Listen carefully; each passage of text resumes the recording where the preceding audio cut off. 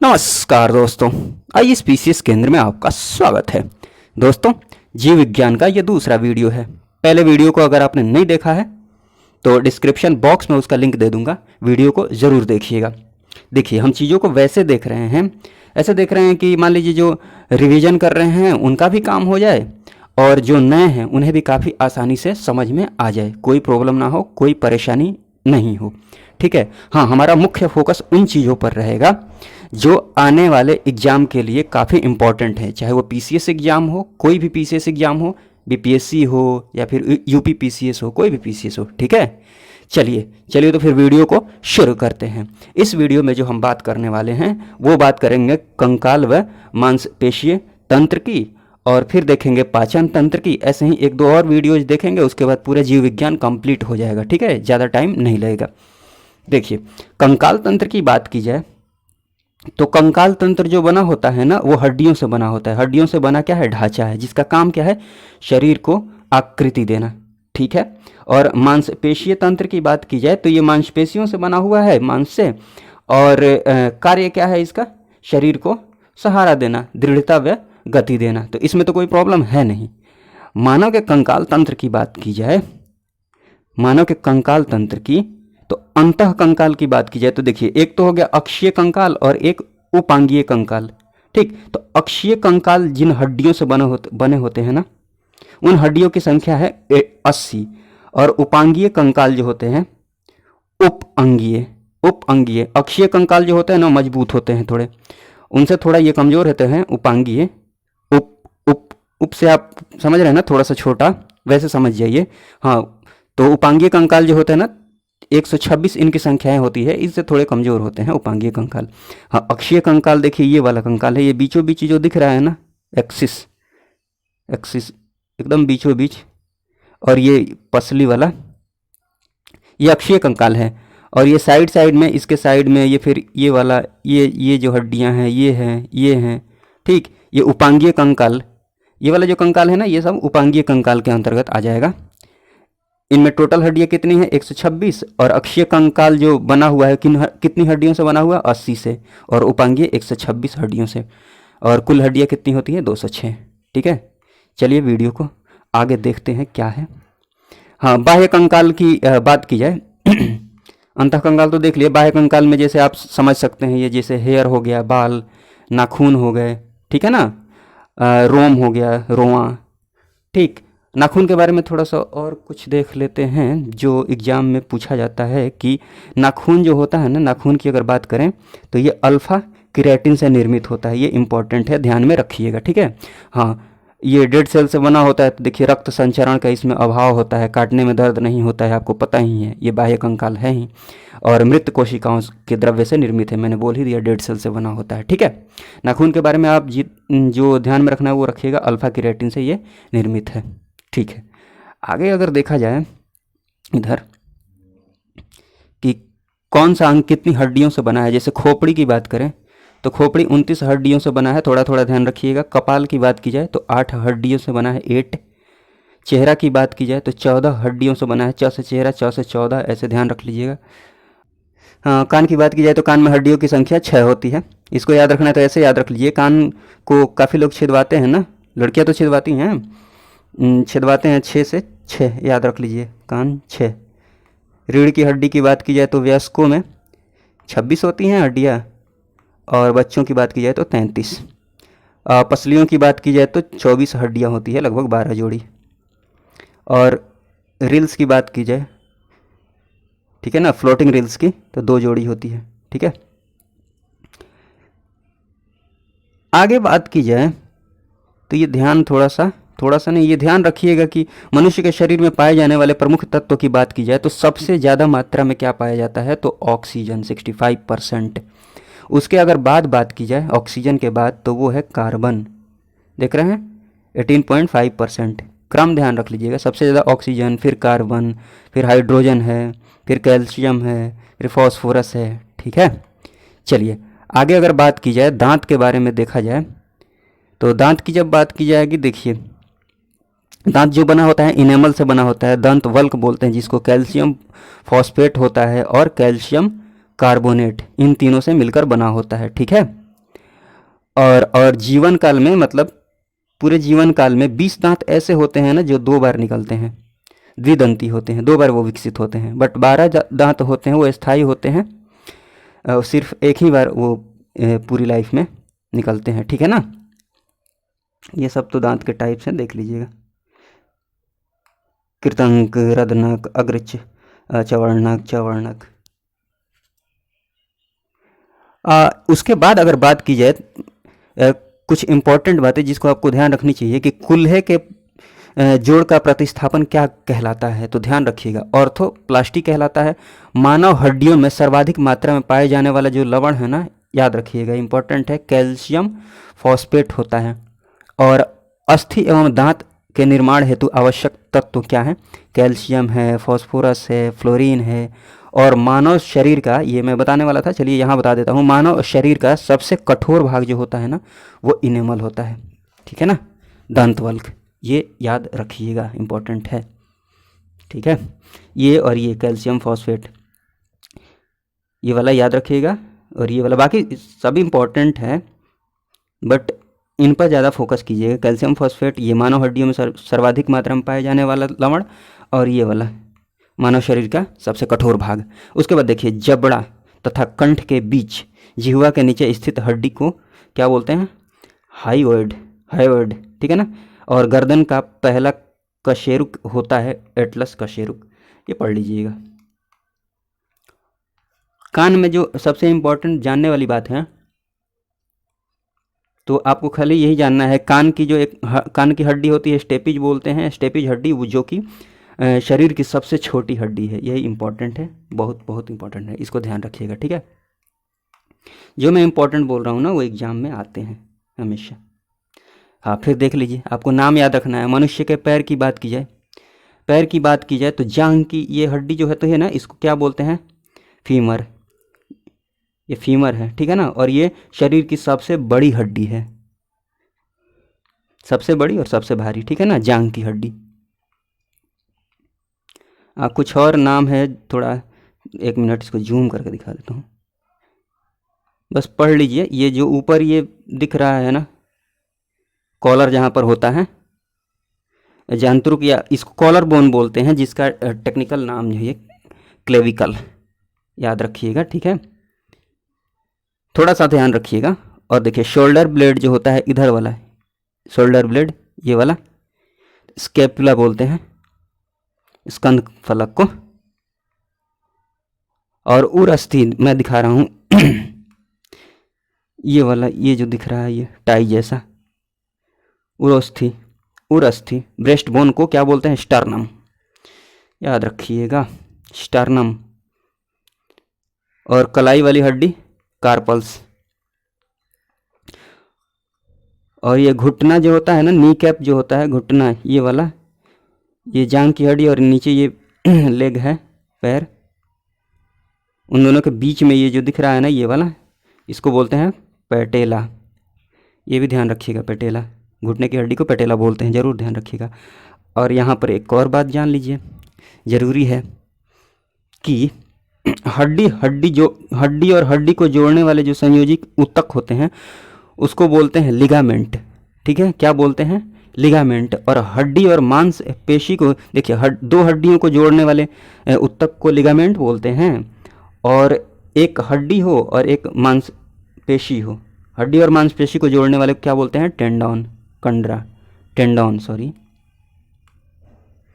Tendon. ठीक है ना। चलिए आगे देखते हैं। चलिए फ्रेंड्स, पाचन तंत्र की बात कर लेते हैं। पाचन की बात की जाए तो विभिन्न भौतिक व रासायनिक क्रियाओं द्वारा भोज्य पदार्थ को सरल, छोटे व घुलनशील अणुओं में बदलना। लेकिन पाचन तंत्र की जो भी क्रियाएं हैं कैसे संपन्न होती हैं, उन चीज़ों को चलिए समझने की कोशिश करते हैं। ठीक है, ध्यान से देखिएगा, देखिए समझिएगा। पाचन तंत्र की बात की जाए तो देखिए कैसे संपन्न होती है ये क्रियाएं। जैसे कुछ भी आपने, मान लीजिए किसी मनुष्य ने कुछ खाया तो वो भोजन मुंह से होते हुए जाता है, ये फिर ग्रास नली से होते हुए, देख रहे हैं ना, ये जैसे पेन चला रहा हूँ, ग्रास नली से होते हुए 1 मिनट वेट कीजिएगा। ग्रास नली से होते हुए, अमाशय से होते हुए, ठीक ऐसे होते हुए छोटी आंत में जाता है, फिर ऐसे घूमते घूमते फिर बड़ी आंत में जाता है, फिर ये बाहर निकल जाता है, ठीक है ना। तो ऐसे होता है, बट इनके बीच में होता क्या क्या है वो सारी चीज़ें जानेंगे और आपको ध्यान रखना है। एग्जाम के लिए जो इंपॉर्टेंट है वो मैं बताते रहूँगा, ठीक है ना। सबसे पहले जो आपको ध्यान में रखना है कि मुख में जो होता है ना, मुंह में लार होता है जिसमें टॉयलिन एंजाइम पाया जाता है। कौन सा एंजाइम? टॉयलिन। बहुत बहुत इंपॉर्टेंट नाम है, टॉयलिन एंजाइम पाया जाता है, ठीक है ना। जो क्या करता है, भोजन को छोटे छोटे टुकड़ों में तोड़ देता है ताकि आगे की चीज़ें आसान हो जाए पचने में, ठीक है ना। उसके बाद ये जो है ना, इसको ग्रास नली बोलते हैं। ये रास्ता है भोजन को आमाशय तक ले जाने का, ठीक है। चलिए, तो मुख में आपको जो ध्यान रखना है वो कौन सा एंजाइम होता है? टॉयलिन। देखिए हमारा जो शरीर है ना, इसमें बहुत सारी ग्रंथियां हैं और ग्रंथियों का काम क्या है? एंजाइम को रिलीज करना, श्रावण करना। और एंजाइम का काम होता है भोजन को पचाने में हेल्प करना। वो भोजन को छोटे छोटे टुकड़ों में तोड़ देता है, ठीक है ना। उसके बाद ये भोजन आता है कहाँ पर? ग्रास नली से होते हुए, मैं आपको बता रहा हूँ, देखिए। उसके बाद ये आता है यहाँ अमाशय में। अमाशय में क्या क्या होता है आपको ध्यान रखना होगा। अमाशय में हाइड्रोक्लोरिक अम्ल होता है, HCl, ठीक है ना। HCl रिलीज होता है इसमें। HCl भी जो भी वो कण आए होते हैं ना, उसको और छोटे छोटे टुकड़ों में तोड़ देता है। हाँ, अमाशय में और क्या होता है? पेप्सिन एंजाइम होता है, ठीक है। जहाँ पर किसका पाचन होता है? प्रोटीन का पाचन होता है। पेप्सिन एंजाइम के द्वारा किसका पाचन होता है? प्रोटीन का। प्रोटीन को पेप्टोन में चेंज कर देता है। देखिए, ये सारी चीज़ें आगे हम डिटेल्स में देखेंगे इसी वीडियो में, बस हल्का फुल्का यहाँ जान लीजिए। हल्का फुल्का भी नहीं है, ये काफ़ी इंपॉर्टेंट है। यहाँ सारी इंपॉर्टेंट चीज़ें जान लेंगे, बट और भी सारी चीज़ें आगे जानेंगे, ठीक है ना। अब देखिए, ये वाला जो दिख रहा है ना, ये क्या है? यकृत है, लीवर। ये लीवर है, यकृत। यहाँ पर क्या होता है? पित्त का उत्पादन होता है। यहीं पर ग्लाइकोजेनेसिस होता है। और जो इम्पोर्टेंट बात है ना ध्यान रखने वाली, ये तो एक ये याद रखिएगा, पित्त का उत्पादन होता है लीवर में, यकृत में। और यूरिया का जो होता है संश्लेषण होता है, ये भी ध्यान में रखिएगा, ठीक है ना। और यही जो पित्त है ना, पित्त देखिए यहाँ पर, ये पित्ताशय है। यहीं पर पित्त का भंडारण होता है। ये वाला जो दिख रहा है ना, पित्त का भंडारण होता है। और इसका काम क्या है? इसका काम है वसा का इमल्सीकरण, पायसीकरण। मतलब वसा आसानी से पच जाए, उसके लिए पित्त उसको क्या कर देता है? उसका पायसीकरण कर देता है, इमल्सीकरण कर देता है, ठीक है ना। उसके बाद अगर बात की जाए, थोड़ा सा इधर आइए। हाँ, तो ये वाला यकृत हो गया, लीवर। यहाँ पर पित्ताशय है, पित्ताशय। और ये वाला जो है ना, ये पूरा अमाशय है, ठीक। और यहाँ पर क्या है? अग्नाशय, ठीक है। थोड़ा सा पेशेंस रखिए, धीरज रखिए, सारी चीज़ों को और अच्छे से देखेंगे इसी वीडियो में। अभी हम पिक्चराइज फॉर्म में चीज़ों को देख रहे हैं कि किस किस स्टेज से होकर भोजन गुजरता है और उसका पाचन होता है, ठीक है। ऐसा नहीं है कि मुंह में जो टाइलिन एंजाइम है उसी से पूरा भोजन, मतलब वैसे इतने छोटे टुकड़ों में टूट जाए ना कि उसका अवशोषण हो जाए, छोटी आंत में जितने भी पोषक तत्व हैं हमारे शरीर को मिल जाए। ऐसा नहीं होता है। हर स्टेज पर जाता है भोजन और वहाँ पर टूटता है, उस अगले स्टेज में जाता है तो उससे और छोटे छोटे टुकड़ों में टूट जाता है, ठीक है ना। तो हर स्टेज का अपना इम्पोर्टेंस है, अपनी इम्पोर्टेंस है, ठीक है ना। चलिए देख लेते हैं। तो ये लीवर हो गया, 1 मिनट। ये लीवर हो गया, ये पित्ताशय है, ये अमाशय हो गया। यहाँ पर अग्नाशय है, जहाँ से अग्नाशयी रस निकलता है, ठीक है ना। ये भी भोजन को तोड़ने में हेल्प करेगा, पचाने में हेल्प करेगा, ठीक है। उसके बाद ये देखिएगा, ये बड़ी आंत है। हालांकि भोजन जब यहाँ से आएगा ना ऐसे, तो छोटी आंत में आएगा, दिख नहीं रहा होगा यहाँ से फोटो में, बट छोटी आंत में आएगा पीछे से ऐसे। ये कनेक्टेड है इधर, किस में आएगा? छोटी आंत में आएगा। देख लीजिए छोटी आंत में होता क्या है, इंपॉर्टेंट है ये। देखिए, छोटी आंत में कार्बोहाइड्रेट का पाचन होता है, वसा का पाचन हो जाता है, प्रोटीन का पाचन हो जाता है, पचे हुए पोषक पदार्थों का अवशोषण होता है। याद रखिएगा, पचे हुए पोषक पदार्थों का अवशोषण कहाँ पर होता है? छोटी आंत में। सबसे देर तक छोटी आंत में ही भोजन रहता है, ठीक है ना। छोटी आंत वाली बात ध्यान में रखिएगा। उसके बाद ये भोजन चला जाता है यहाँ से, देखिए छोटी आंत ये कनेक्टेड है, यह इधर चला गया बड़ी आंत में। बड़ी आंत में जो क्रिया होती है, ये जरूर याद रखिएगा। बड़ी आंत में किसका अवशोषण होता है? जल का अवशोषण होता है, ठीक है ना। किसका अवशोषण होता है? जल का अवशोषण होता है। और ये यकृत तो हमने देख लिया। उसके बाद ये जो छोटा सा ये पार्ट है ना, ये वाला, इसको अपेंडिक्स बोलते हैं। अवशेषी अंग है ये, परिशेषिका बोलते हैं। अवशेषी अंग शरीर का कौन सा है? ये वाला अपेंडिक्स। बस इतना ध्यान में रखिएगा कि अवशेषी अंग जो है ना शरीर का, वो अपेंडिक्स है, ठीक है ना। अब चलिए, और ये तो आप ये समझ रहे हैं कि यहाँ से बड़ी आंत से होते हुए ये बाहर निकल जाता है भोजन गुदा से, मल के रूप में।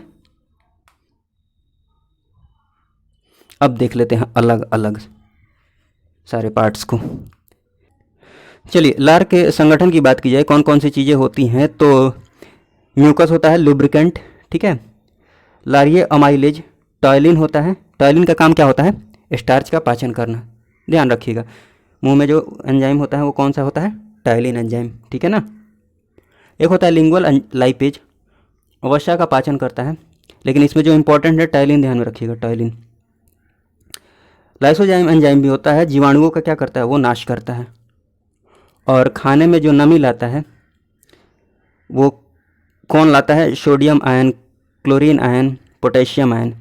इलेक्ट्रोलाइट्स हैं ये, सोडियम प्लस, क्लोरीन माइनस, के प्लस, ठीक है ना। चलिए आगे देखते हैं। ये हो गया स्टमक। स्टमक की बात की जाए, जठर ग्रंथियाँ होती है जहाँ पर कौन सा रस निकलता है? जठर रस, हल्का पीला रंग का होता है। जठर रस याद रखिएगा, जठर रस निकलता है अमाशय से, ठीक है ना।